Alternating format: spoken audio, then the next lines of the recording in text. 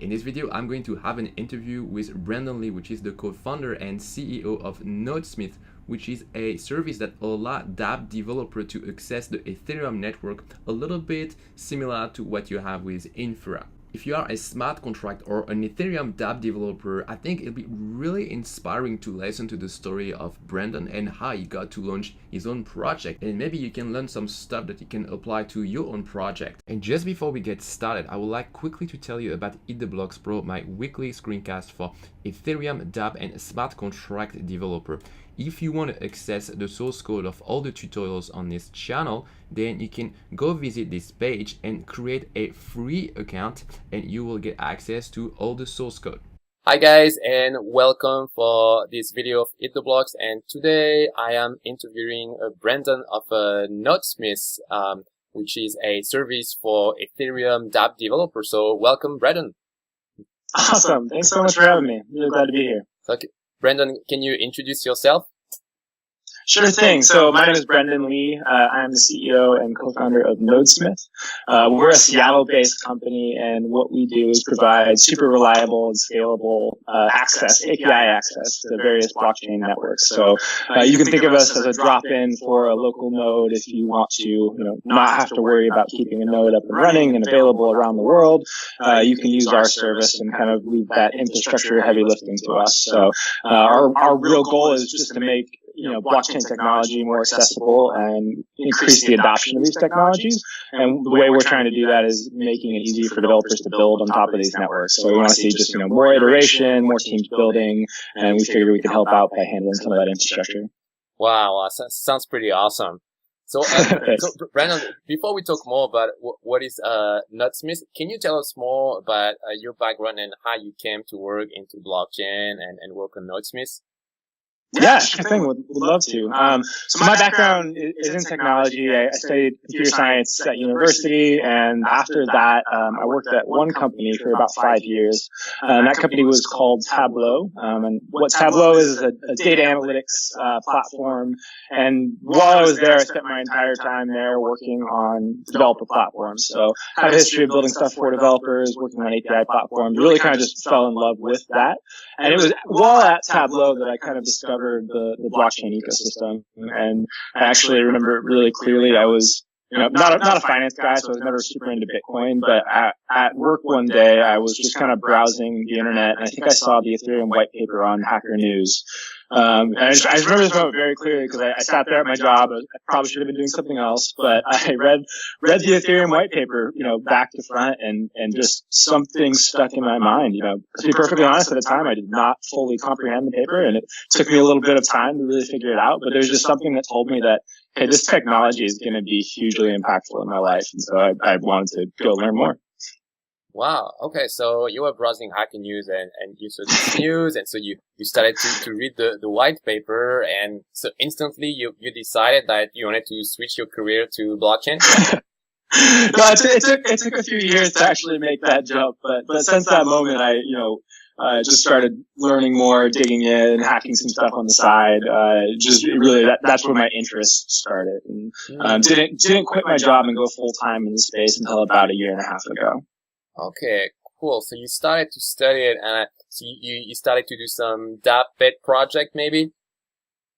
Yeah, so my current co-founder right now at Nodesmith is a guy named Sam, and he actually used to work at Tableau with me. And so we kind of became interested in the Ethereum network at the same time and started to hack around with some various ideas on the side. The very first thing we did was a very silly dApp. It was, if you're familiar with Our Place on Reddit by chance. No, I'm not. It was a very silly dApp that basically allowed you to buy a single pixel on a 100 or 1,000 by 1,000 grid of pixels. Oh, yeah. And so you could buy a pixel and put an image on it. Oh, yeah, I remember that. Yeah, sure. Yeah, that was like really popular when it came out. Yeah, you guys. Right, yeah. So we built a decentralized version of that where you could, buy a pixel with some ETH and then resell it. It wasn't very popular, and I think I've seen another couple teams do this over the years. So I know there's been a couple of them, but it was a really fun learning experience and really, got us interested, got us some real time experience building these apps. Okay, so my guess is that while you were working on that, then you run across some problem and that give you a clue for building Nodesmith, isn't it? Yeah, that is exactly right. It was, so we did that project, we did a tiny bit of consulting, and really throughout that experience, what we ended up doing was we ended up spending about half of our time building infrastructure. And, cause we're developers, we want to build a really, really polished experience for our users in whatever we're doing. And what that involved, at the time was building a lot of kind of supplementary infrastructure around the core Ethereum node in order to provide that good experience. So, we had to go and build monitoring of our node. We had to go and build auto scaling of the node. We had to build some, fault tolerance, make sure it was accessible around the world. And all of those problems were just eating up so much of our time, and we weren't spending any time on like the interesting features of our application. So that's kind of where Nodesmith came from. It was this idea that, hey, there's some generalized infrastructure challenges here that all developers are probably wasting time on, and we could probably go and solve those for them and give them a real boost on their app development. Okay, I see. So you've listed quite a few features here in Nodesmith, but what would be really the killer feature that if you have to introduce Nodesmith to developer, then you will focus on that? That will be really the thing that will convince them to try it out. I'd say, yeah, it is a combination of a number of things. I would say the killer feature, if I had to pick one, is it's the peace of mind of knowing that this infrastructure is going to be around. We talked to tons of developers, and even this, 2019, Ethereum's been around for a while, but developers still struggle with running their own infrastructure. It takes time to do right. It's expensive, and developers like using composable building blocks to build applications. That's what we're accustomed to. And so we can just provide that peace of mind to developers that, hey, go to the interesting stuff. We'll do the boring infrastructure stuff, and hopefully we can all be more productive because of that. So one thing I wonder when I learn about projects similar to yours is how you guys can differentiate yourself from Infura. Yeah, I know it's a great question. Infura is definitely the leader in this space. And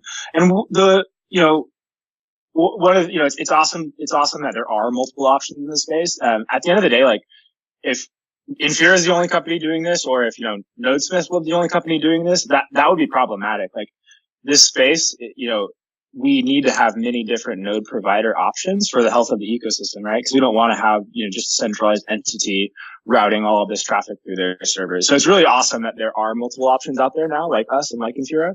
Where we're focusing our time and energy on is a few different things. So, one, we're blockchain agnostic. We are going to focus on being available in multiple different networks, whereas Infura is pretty tied to the Ethereum ecosystem right now, and I imagine they'll stay that way for now. Which blockchain do you support? We currently support the Aeon network, which is interoperability-based protocol out of Toronto. And then we support the Ethereum network. We're launching one more tomorrow that I can't quite yet talk about, but really excited to have that happen tomorrow. And then we have a few more partnerships in the pipeline. So we're planning on being in a few different networks over the next year. Okay, so yeah, you're multi-blockchain. How would you call the category of your service? A node provider?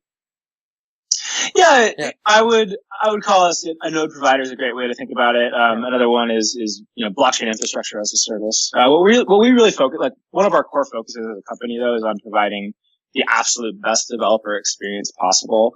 And so that everything we do is API based. You don't have to think about how much capacity does my node have. You just deal with APIs and we handle the rest. So, if you need to have 100 million API calls a day, like our service could handle that, even though that traffic is being distributed to a bunch of different nodes. So that's what we focus on is absolute high quality developer experience. Okay. So let's get more into the details. So let's say that I'm a developer and I want to use a Nodesmith. So, when I want to deploy my dApp to mainnet, then I need to have a node which is connected to mainnet. So, first, I will create an account on Nodesmith, and then I guess I will get an API key. Exactly. And then I will use this API key to put in my configuration in truffle config, and then I will run a deployment script, and then my dApp will be on mainnet, right? Exactly. And that's perfectly right. One of the things that we think is super important is not to build proprietary APIs. So there's there's no such thing as a Nodesmith API. We just speak the exact same JSON RPC interface that your local node speaks. So we think it's really important not to lock developers into some sort of proprietary wrapper. We speak the same open source protocols that everyone else is working with. And the nice thing about that is it integrates exactly just perfectly with all of the existing tools. So, if you're using some sort of open source JavaScript wrapper to interact with Ethereum like Web3.js, you can use Nodesmith endpoints and everything. Just you don't have to change any code in your app. Okay. And maybe one advice you could give to developers is how to actually do the deployment to mainnet, because when you use Truffle, there is a migrate command, but that always also deploy a migration smart contract, and usually people write their own migration script. So is it what you usually do? Yeah, that in general, that is what our users are doing as well, at least on the Ethereum network. I think Truffle is pretty dominant at this point. There are smarter minds than mine working on that portion, and we haven't personally done a lot with the deployment, kind of the real-time developer, workflows. We focus more on the infrastructure side of things, and we are obviously always watching Truffle because we think they're going to continue to get better and improve. Sure. They're fantastic tool so far, and we're really, really happy that they're in the ecosystem. Sure. Yesterday, actually, I got a call with them that they are doing user interviews, just to get some feedback, and yeah, they seem to be really on point with perfecting their product. I think there's room for that workflow to be simplified. I think that's a natural progression, and I'm sure that team will get there at some point. Yeah. I think they're working on that. Another thing I like to talk about is events. So events really are a big sticking point for a lot of dApp developer. So can you summarize what are the difficulties around events, and maybe does Nodesmith help with that in any way? Yeah, that's a fantastic question. We actually do put a lot of effort onto making that part of the ecosystem a little bit easier to work with. So that was one of the first features we built into Nodesmith was an easier way for developers to interact with events. Because as you know, using events is an awesome way to get some storage into your dApp at a cheaper rate than just writing directly to the network. And so lots of dApp developers are using events to store the state of their dApp, and then they rebuild their UI state from that event log. And one of the difficult things with the way the network is today is that it takes just a ton of time to read back the event logs for your smart contract. So if you do this, with a vanilla deployment, a vanilla node, you're going to build your dApp. It's going to be working pretty well. But as more time progresses, as the chain gets larger and more events, are sent from your smart contract, it's going to take a lot of time to read those back when you're trying to rebuild your UI state. And so, we ran into that with some of the first dApps we built where, without a cache that we built and provided, event log reads took 30 seconds to a minute to come back, which is just, unacceptable for a modern application. And so one of the first things we actually did was built what we called the smart contract event log cache, which is just a horrendous long name. But the gist of it is that we've actually in the Nodesmith platform cached the entire state of every single network we have. And so with that, when your calls to get logs comes in through our endpoints, even though you're using the same, JSON RPC method of fget logs, you're actually going to hit our caches instead of that call flowing all the way down to the underlying nodes. And so regardless of whether you want to, read a log from 5 blocks ago, or if you want to read 100 logs from, the very beginning of the Ethereum blockchain, those calls are all going to come back in a very, very quick time frame. Okay, so that's interesting. And actually, there are two APIs for dealing with events in Ethereum. So there's an API to get the past event and another API to get the stream of ongoing events. So do you guys offer these two API? And where is your cache? I guess it's in the guest past event API.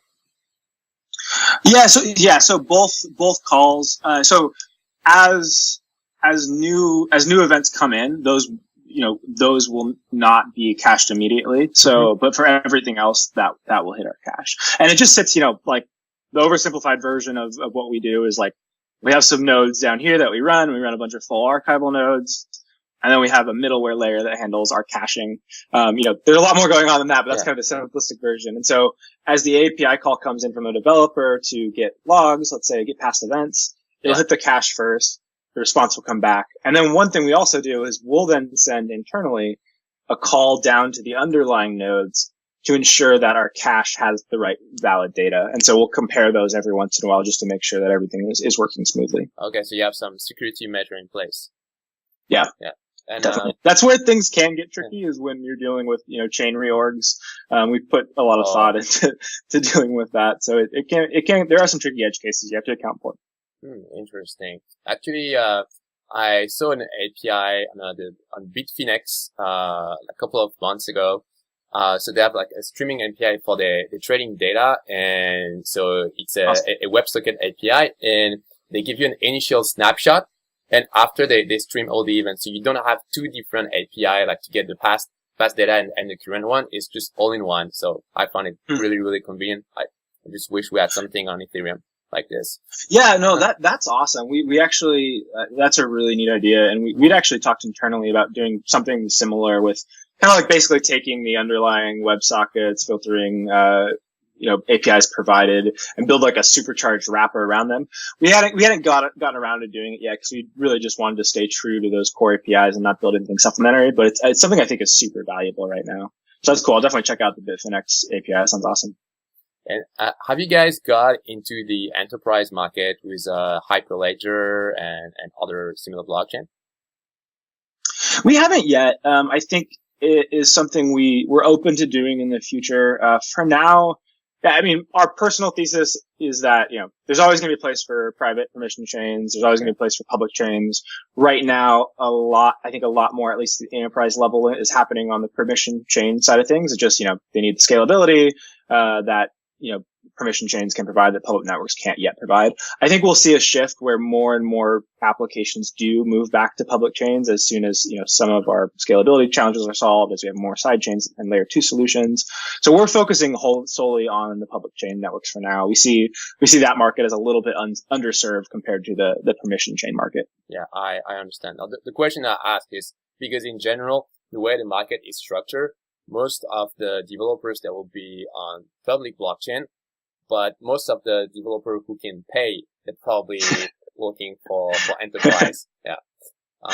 It's very true. Yeah. And we have this discussion a lot internally. And it makes it, I think a lot of blockchain infrastructures are focused on the private information space exactly for that reason. It's easier to get revenue right now in that space.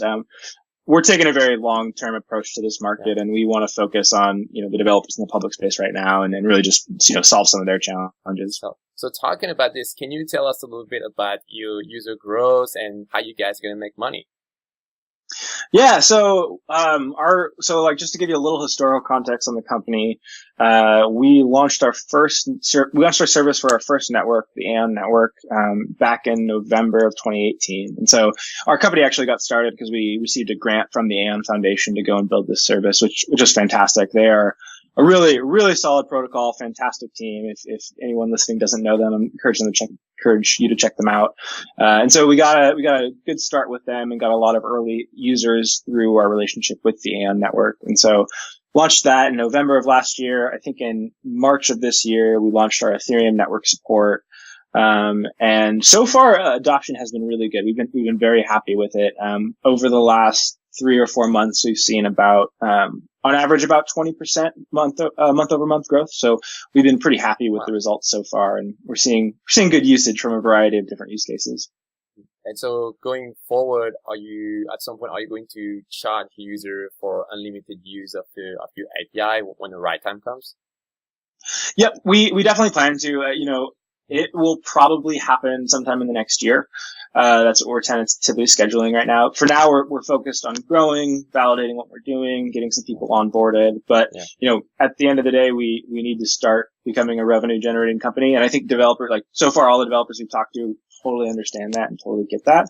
We've even talked to some developers who are like, hey, I'd actually be more inclined to use Nodesmith right now if you had a paid model, just because, at what we're doing becomes a critical component of your application. And so you need to be able to rely on us as a company. And, there is there is a certain level of trust that you get if you see that this company has a solid path to profitability at least, and they will be around long term. So it's something we're definitely planning. We're still working on the model, still talking to developers to see what best fits their need, but it'll be some traditional kind of SaaS offering where great free tier, you start to pay a little as your application scales, and then we'll have some enterprise custom deals. Yeah, no, I understand when you mentioned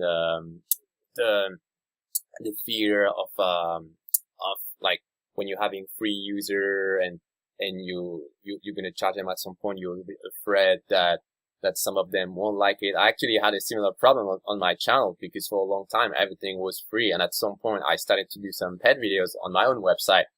But the way that I like to see it is everything that is given for free must remain for free. And once you have the pet offering, then it needs to be extra features. So, for example, in your case, maybe that you guys could declare clearly that there are some usage limits.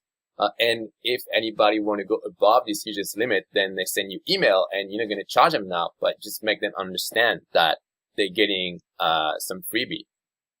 Yeah, that is a really good idea. And one thing we definitely won't do is we won't surprise people. I think we can even do a better job of proactively communicating right now, like you suggested. But, when we do turn on revenue, it'll be with plenty of months of notice, and we'll make sure to talk to each developer. That is going to be over those tiers. If any, we'll make sure to communicate with them proactively. Yeah, for sure. Can you talk briefly about your tech stack, or is it some secret sauce? No, it's, no, we do have some secret sauce. We definitely can talk about some of it. So, the majority of our work goes into our backend infrastructure. It is, mainly a Kubernetes stack with, most of our server components are written in Java. But yeah, all of our deployments are managed with Kubernetes. And so one of the things we did from the beginning that we thought was really important was to ensure that our backend stack was cloud agnostic. We didn't want to paint ourselves into a corner. We were only building on AWS. So right now we do have deployments on AWS, on Google Cloud, and on IBM. And we think it's really important to keep that flexibility and reduce centralized points of failure. So, and then, we also provide a front end developer portal where you can get your API keys, where in the future you will do billing. And that's all written in React and TypeScript. Yeah. Okay. Interesting. And are you guys using the Go implementation or Parity? We have both. We have both nodes running right now. Yeah. So a mixture. Yeah. Okay. And my last question today is, where do you see the dApp market going this year? And do you have any recommendation for a dApp developer who are thinking of creating something new? Oh man, that's a tough one. At a high level, I am really, really optimistic about this year. In general, I'm an optimistic person, so take it with a grain of salt, but it has felt like and I'd love to get your thoughts on this too. It has felt like over the last few months that there's really been some momentum picking up. I mean, despite crypto prices, whatever's happening there's been so much development happening the last year, and it's all kind of starting to accrue. And I feel like we're really gaining some momentum. So I'm really excited to see what happens this next year. Off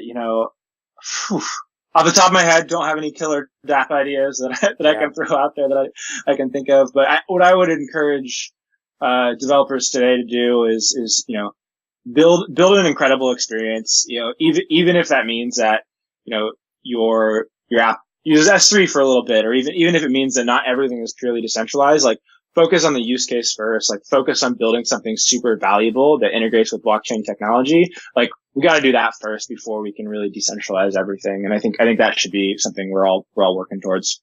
Sure. So actually, I do have an answer to my own question. Yeah. So the way where I see the dApp market going. So last year and the year before that, most of the dApps, they were decentralized exchanges for ERC20 tokens, because that was still the era of ICO. But as we all know, the era of ICO is over now. So the trading volume is also going down. And what is taking over now is games and gambling dApps. So those are two things are going to get really, really popular. And I think one interesting strategy that we could see would be to take an existing game or a gambling dApp and to localize it to like if you, I don't know, I'm from France, for example, so make it French, or if you from another country, you make it into your language. So that would be, that would be something interesting. Yeah. Yeah, I can definitely see that happening. I think gaming is going to be a really strong driver of growth for the next year. I mean, I'm a gamer myself, and so I think I'm naturally excited by blockchain-based games, and we're starting to see a lot more traffic pick up there.